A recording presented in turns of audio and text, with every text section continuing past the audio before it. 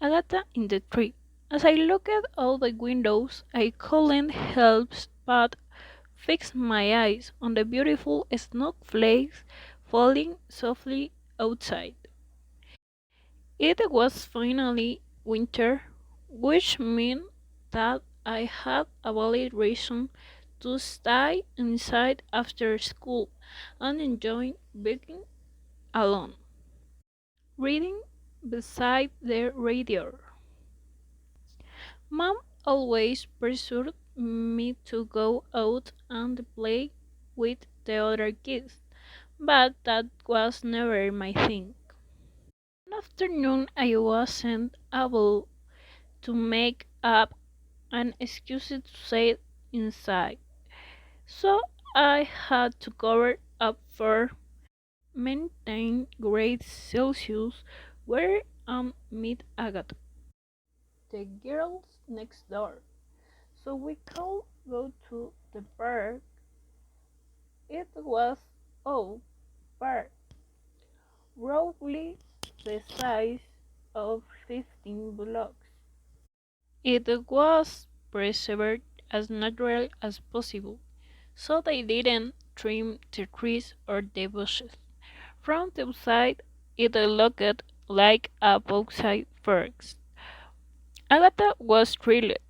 She started running around and playing in the snow, while I watched her.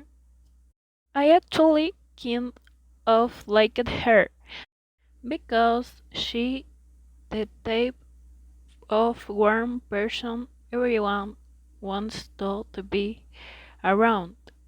One thing that annoyed me about her, though, was her poor perception of danger.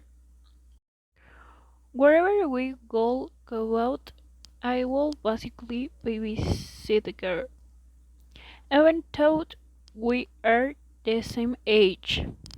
However, I'd be lying if I said that I didn't have some fun with her. Just as I was thinking of this, I noticed Agatha was nowhere to be seen. As I looked everywhere to spot her, I saw her show head lost in the bushes. I figured she would have seen a squirrel or a rabbit and followed it into the herd on the park. My mother warned me to stay close to the street because of how big the area was since it would be safe even for an adult to get lost in the tree. Sadly for me, I couldn't just leave Agatha on the road. I followed her trail of broken branches and footprints in the snow until I began to hear a faint cry.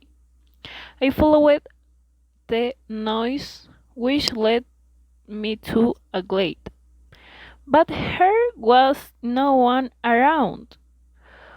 I looked up, thought I could catch a glimpse of the shore of the crying. Agatha got herself into one of the traps that some people leave around to catch hares this time of the year. So she was wrapped up in a net that had from one of the biggest trees in the area.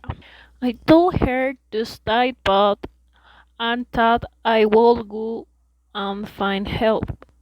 But she started crying louder and begging that I didn't leave her alone. All the commotion made the branch from which the trap was hanging start snapping. She suddenly went quiet as she heard the cracks, but I know there was no time to lose. I gathered two or three extra layers of snow along with my two coats to try and stuff the full. Almost immediately after I finished, some bird flew reeks over us, scaring Agatha so much that she howled and caused the branch to break. It was easily a 10-meter fall, and for a body like her it could have been deadly. Had not found her on time, seeing herself safe in the ground. Her already red sail started spilling out there again. I agreed too. I was really scared. From then on, I told Agatha that if we were going to go to the park, she had to behave herself, or I would have to take a lift with me.